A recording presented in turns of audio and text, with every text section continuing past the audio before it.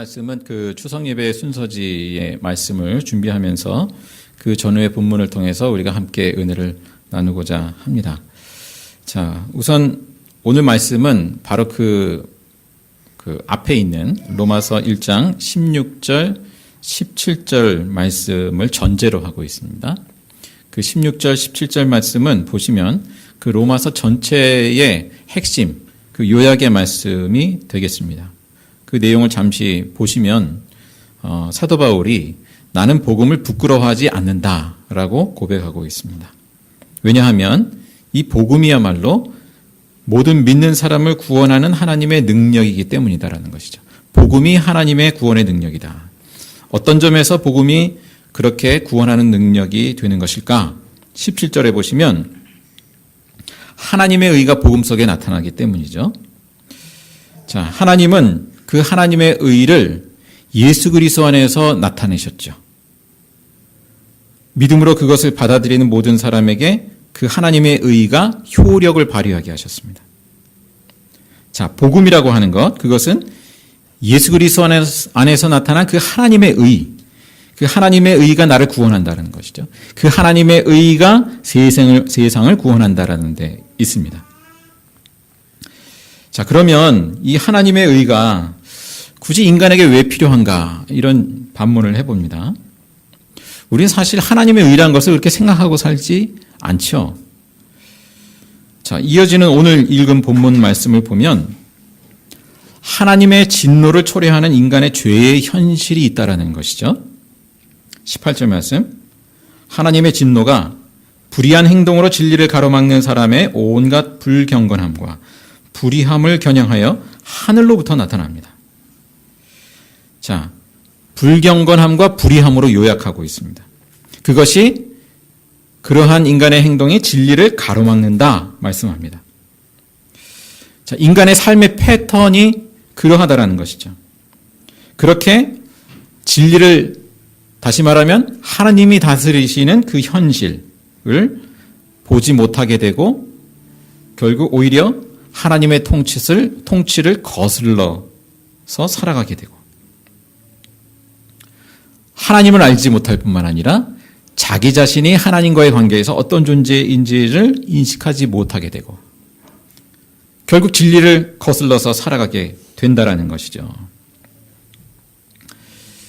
자, 그래서 바울은 하나님의 진노가 정당하다라고 이야기하는 것이고요.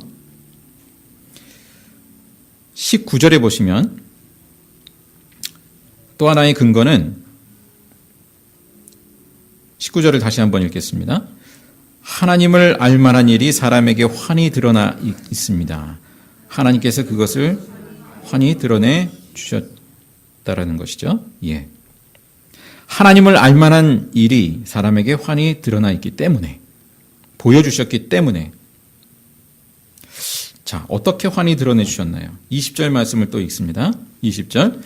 이 세상 창조 때로부터 하나님의 보이지 않는 속성, 곧 그분의 영원하신 능력과 신성은 사람이 그 지으신 만물을 보고서 깨닫게 되어 있습니다. 그러므로 사람은 핑계를 댈 수가 없습니다. 자, 하나님의 보이지 않는 속성, 그러니까 하나님의 능력, 하나님의 창조 능력이죠. 또 하나님의 신성, 그 하나님의 그 신적인 본성을 하나님이 지으신 그 만물을 보고서 깨닫게 하셨다라는 것이죠. 자, 우리가 추석을 맞이했습니다만 우리가 뭐 핵곡식도 먹고 핵과일도 먹고 뭐 추석만 아니라 늘 먹죠. 그 먹을 때 우리가 무엇을 느끼나요? 인식하나요? 그냥 뭐 사실 우리는 많은 경우 무심코 먹죠. 무심코 마시고. 그러나 하나님은 그 쌀 한 톨, 그 핵과일 하나하나 그것을 보면서 먹으면서 인식하게 한다라는 것입니다. 하나님의 능력, 하나님의 신성. 사실 우리 인간이 그것을, 그 자체를, 그 생명의 결실들을 만들어낼 능력이 없지 않습니까? 그 점에서 이것이 도대체 어떻게 생겨나는 것인가? 우리가 하나님을 잘 알지는 못한다 할지라도 이 피조물들을, 이 생명들을 만드신 그 창조자를 인식하게 하시고, 그래서 그 창조주 하나님께 감사하게 하시고 하시는 것이죠. 뿐만 아니라 거기에 그 모든 생명들을, 우리를 먹이시는 그 하나님의 사랑이 담겨 있구나. 우리를 먹이시는구나. 이러한 것들을 통해서 그 하나님의 신성, 그 대표적으로 하나님의 그 사랑을 헤아려 보게 하셨습니다. 자, 오늘날에는 이 하나님의 창조 세계를 더 자세히 들여다볼 수 있게 됐죠. 요즘에는 그 세포를 더 아주 미세하게 들여다보기도 하고, 거기에 유전자의 지도를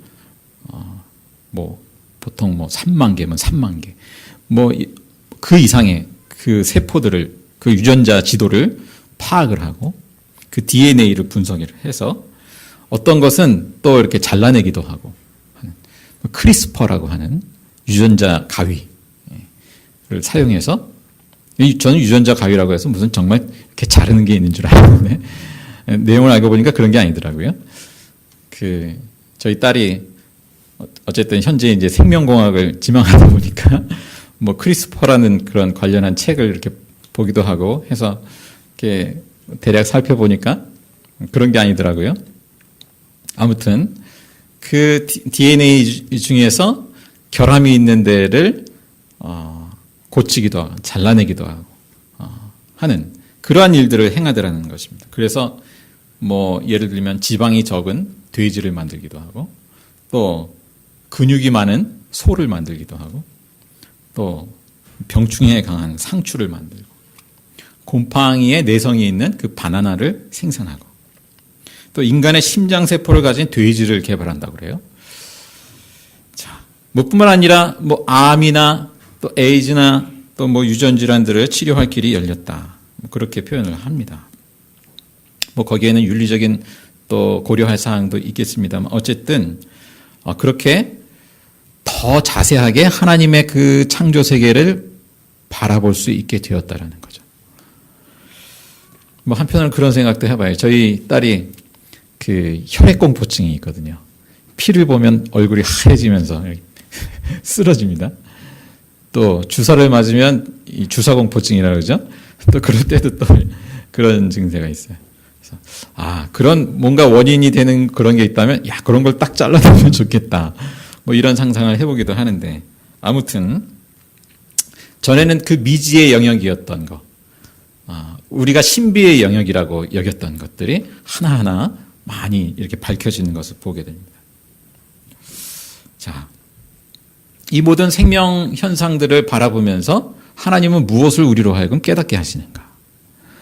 우연히 어떻게 이렇게 됐나 보다가 아니라, 우리가 다 그것을 이제 규명하진 못하지만 그 생명의 원인, 그 생명이 그렇게 정말 섬세한 조직으로 그렇게 살아가게 하시는 그 창조주 하나님을 깨닫게 하시고 그 능력을 헤아려 보게 하시는 것이죠. 자, 그런데 오늘 말씀은 뭔가요? 사람들은 불경건함과 불의함으로 진리를 가로막았다고 그랬거든요. 불경건함과 불의함 가운데 그 눈이 가리워지고 결국 그 하나님의 창조 세계의 현실과 위배되는 그러한 삶의 패턴으로 빠져들어 가더라는 것입니다. 자, 여기서 바울이 얘기하는 것은 사람들이 단지 그 창조 세계 가운데에서 하나님을 알지 못했다라는 것은 아니었습니다. 21절을 보시면 뭐라고 하나요? 21절에 사람들은 하나님을 알면서도 그랬거든요. 하나님을 알면서도 하나님을 하나님으로 영화롭게 해드리거나 감사를 드리기는커녕, 우리로 말하면 날마다 하나님의 창조 능력의 결실을 먹으면서도 하나님께 감사를 드리기는커녕 이어지는 말씀이 오히려 생각이 허망해졌다. 그 헛되고 쓸모없는 그 생각에 사로잡히는 것이죠. 그렇게 다른 것, 그 썩어질 것에 사로잡혀서 살아가는 것이죠. 그들의 지각 없는 마음이 어두워졌다 했습니다. 진리의 빛을 잃어버리고 그 영적인 방향 감각이 둔감해진 인간의 현실. 그러면서도 사람들은 22절에 교만해졌습니다. 스스로 지혜 있다고 여깁니다. 그러나 사실은 어리석게 된 것이죠. 그 결과 우상숭배에 빠집니다. 23절 썩어지지 아니하는 하나님의 영광을 썩어질 사람과 새와 짐승과 기어다니는 동물 모양의 우상으로 바꾸었느니라. 자, 썩어지지 아니하는 영원하신 그 하나님의 영광을 대신해서 썩어질 사람을 비롯해서 그 피조물의 형상을 숭배하더라는 것입니다. 자, 하나님이 지으신 그 창조 질서가 왜곡된 것이죠. 하나님이 하나님의 자리에 있지 못하게 되고 피조물의 하나님의 자리에 오르게 됩니다. 아담 이래로 사람들은 그 하나님이 만드신 것, 잠시 있다 썩어질 피조물을 그 영원하신 하나님보다 더 선호하고 그것을 붙들고 살아가더라는 것이죠. 자, 이러한 모습은 자기 자신을 스스로 하나님으로부터 단절시키는 것과 같은 것이었습니다. 성경에 대표적으로 이스라엘 백성들을 이제 그 역사를 우리에게 제시해 주죠. 이스라엘 백성들이 하나님을 안다 하면서도 하나님의 은혜를 입었으면서도 얼마나 빨리 하나님으로부터 멀어지는가. 또 얼마나 빨리 그 물질적인 삶 가운데 자기 자신을 잃어버리는가. 그것을 그 반면 교사로 우리에게 제시해 주는 것이 이스라엘 역사, 이스라엘 백성들의 모습이라고 하겠습니다. 자, 그런데 이러한 인간의 죄에 대해서 하나님의 그 심판이라고 하는 것이 무엇인가? 이어지는 말씀을 보십시오. 24절을 함께 읽겠습니다. 그러므로 하나님께서는 사람들이 마음의 욕정대로 하도록 더러움에 그대로 내버려 두시니 서로의 몸을 욕되게 하셨습니다. 여기서 하나님의 심판이라고 하는 것이 뭔가요? 내버려 두셨다. 사람들이 정욕을 따라 마음대로 행하도록 더러움 가운데 내버려 두셨다라는 것이죠. 달리 표현하면 하나님이 다스리시는 그 하나님의 통치를 그들로부터 거두셨다. 뭐 이렇게도 표현할 수 있겠습니다. 자, 사람들이 왜 그런 상태가 되었을까? 25절에 다시 확인을 합니다. 뭔가요? 사람들은 하나님의 진리를 거짓으로 바꾸었다. 자, 아담이 마치 그 하나님 대신 그 뱀의 말, 그 뱀의 거짓을 쫓게 된 것처럼 사람들이 그렇게 하나님의 진리를 거짓으로 바꾸었다. 그리고 이어지는 말씀이 창조주 대신에 피조물을 숭배하고 섬겼다. 그 결과죠. 피조물을 더 하나님보다 위에 두고 그것을 쫓고 그것을 숭배하더라는 것입니다. 자, 하나님은 우리에게 그러한 본성을 주셨죠. 하나님을 예배하고 섬기는 본성을 주셨는데 우리가 하나님을 예배하고 섬기기를 그칠 때 우리 인간은 필연적으로 하나님이 지으신 피조물을 오히려 더 섬기고 주인으로 삼게 되더라는 것입니다. 자, 이러한 인간의 현실을 목도하면서 바울은 이렇게 고백을 합니다. 하나님은 영원히 찬송을 받으실 분입니다. 아멘. 그렇게 고백하고 있습니다. 자, 오늘 읽은 말씀에 이어지는 말씀은 이제 하나님께서 사람들을 그렇게 부끄러운 정욕에 내버려 두신 결과 뭡니까? 남자와 남자, 여자와 여자, 동성 간의 그 왜곡된 그 성적 관계로 그렇게 이제 빠져들어가는 그런 죄의 결과들을 묘사하고 있습니다. 대표적인 사례인 것이죠. 요즘 그 동성애가 많이 이슈가 되고 있습니다만 우리가 여기서 동성애적인 성향과 그 동성애 행동을 구분할 필요는 있겠습니다. 여러분 아마 대부분 들어보셨죠? 헨리 나우엔이라는 인물, 소위 영성 신학자라고 하는 그분 역시 그 동성애적 성향 때문에 그 평생을 그 고군분투하셨던 분이에요. 근데 그것을 이제 신앙 안에서 잘 승화시킨 분이시죠. 저희가 이해하기로는. 자, 그런 동성애적 성향이 있지만 그렇게 잘 그것을 신앙 안에서 다스렸습니다. 근데 여기서 말하는 것은 그 동성애 행위를 자행하는 그러한 사람들에 대하여서 특히 이야기하고 있는 것이죠. 자, 이와 같은 결과의 원인이 어디에 있다라고 말씀하고 있나요? 28절의 말씀에 보면 그 죄의 근원이 뭡니까? 사람들이 하나님을 인정하기를 싫어하더라 하는 것입니다. 달리 표현하면 사람들이 하나님을 주님으로 모시기를 싫어하더라는 것입니다. 그래서 하나님께서는 사람들을 타락한 마음자리에 내버려 두셔서 해서는 안 될 일을 하도록 놓아두셨습니다. 했습니다. 자, 그 결과는 성적 타락만이 아니죠. 29절 이하에 보면 여러 가지를 열거하고 있습니다. 언급해 볼까요?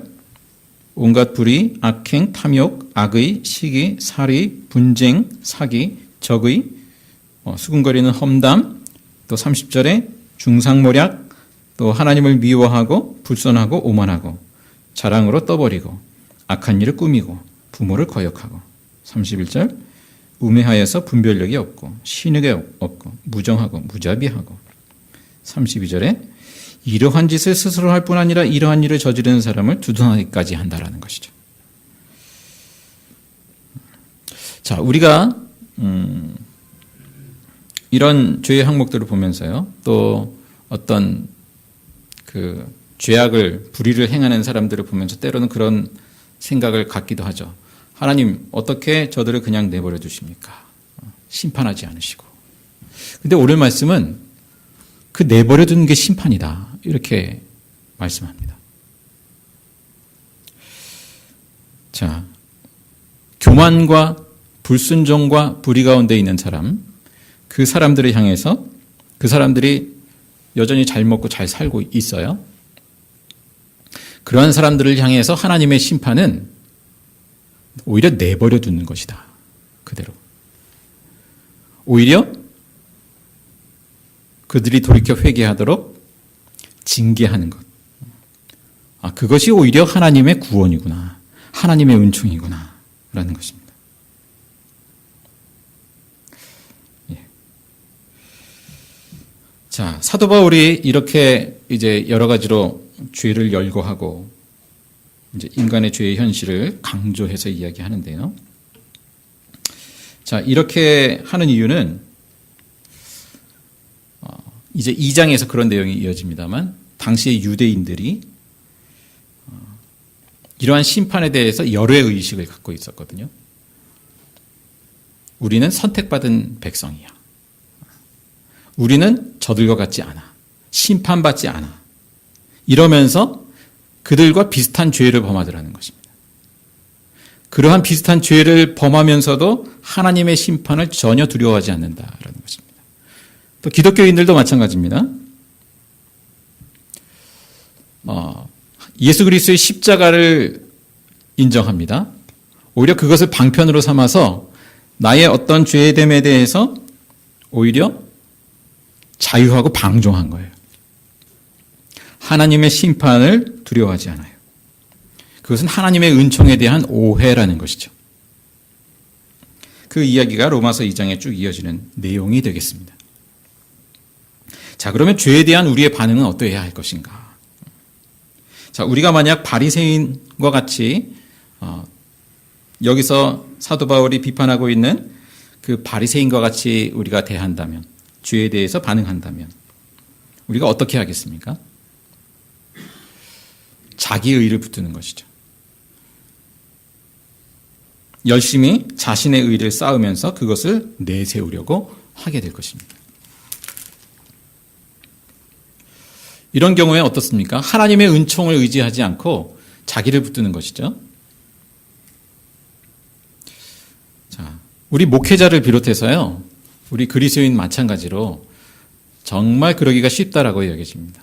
우리 이제 물론 믿음의 고백으로는 하나님의 의를 붙든다라고 얘기하지만 어느샌가 모르게 자기 의로 살아가는 내 모습을 발견하게 됩니다. 오히려 우리 자신을 정말 하나님 앞에 죄인으로 인식하는 사람이라면 오직 그 하나님의 은총, 하나님의 의를 붙들 것입니다. 오직 하나님의 의만을 붙들고 살아갈 것입니다. 자, 우리 3장 20절 이하의 말씀을 함께 읽어보겠습니다. 모든 사람이 죄인이라는 것, 그 죄인된 인간에게 하나님의 의가 어떻게 다가왔는지 그것을 말씀해 주고 있습니다.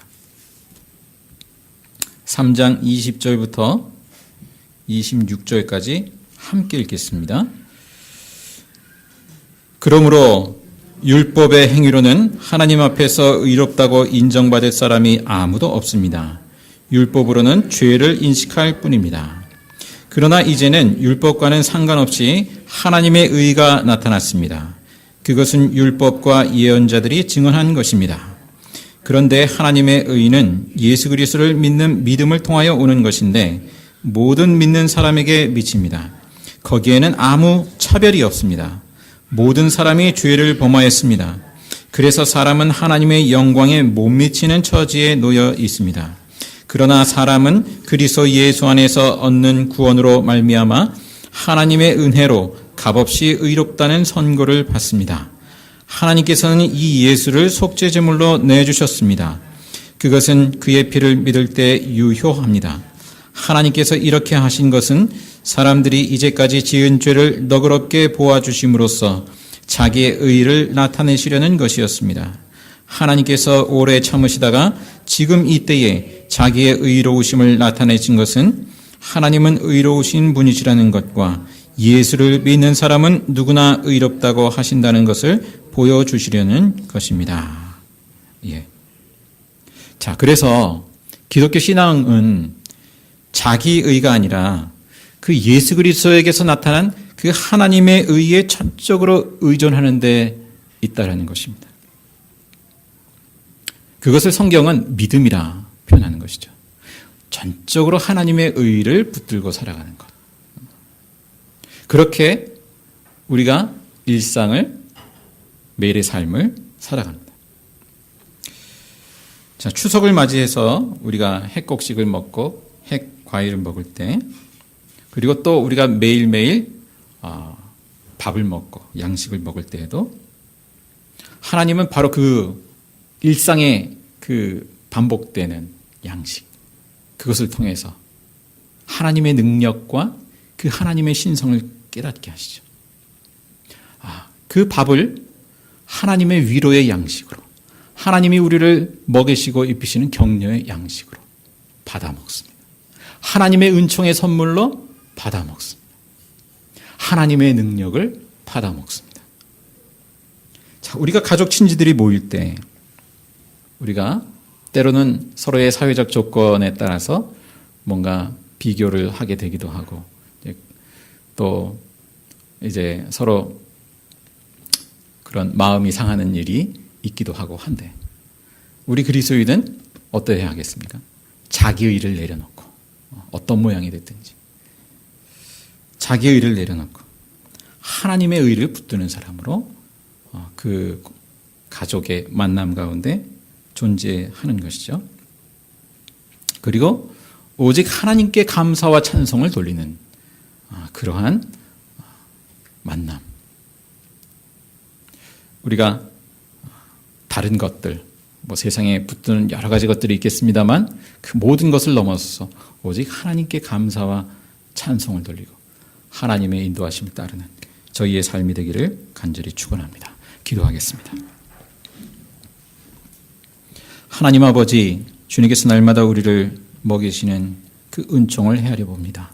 특별히 추석을 맞이하여서 햇곡식, 햇과일을 먹으며 거기에 담긴 그 하나님의 창조 능력과 그 하나님의 사랑의 본성, 그 하나님의 위로하심과 격려하심을 저희들이 받아 먹습니다. 주님, 저희들이 그 하나님의 그 세계를 더욱 헤아려 볼 줄 알게 하시고, 주님, 또한 저희들이 함께 만날 때에 저희들 오직 자기 의를 내려놓고 오직 하나님의 의만을 붙들고 살아갈 수 있도록 인도하여 주시옵소서. 오직 하나님께만 찬송과 영광을 돌리게 하여 주옵소서. 예수 그리스도의 이름으로 기도드리옵나이다. 아멘.